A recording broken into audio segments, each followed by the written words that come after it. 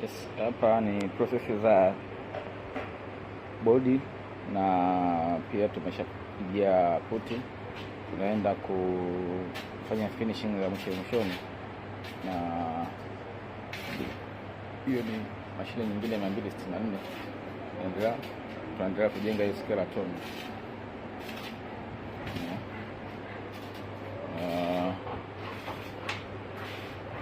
Kwa hiyo kama tulivyokuwa tumewapa ahadi, kila hatua tutaendelea kuonyesha hapa. Kwa mwisho wa siku tutaiona yote kwa ujumla ilivyokamilika.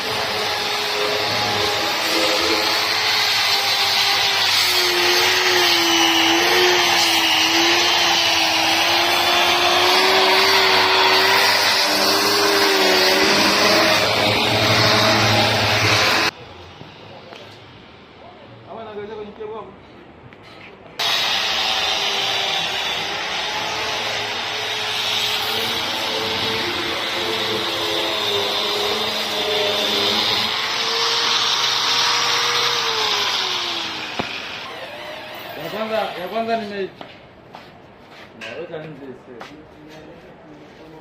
Hapa ni chini pale. Vijiki mbona vya dhahabu hivyo? Unaona kwaje? Sio, naondoka nacho kwa nini? Tawangu ni wapi?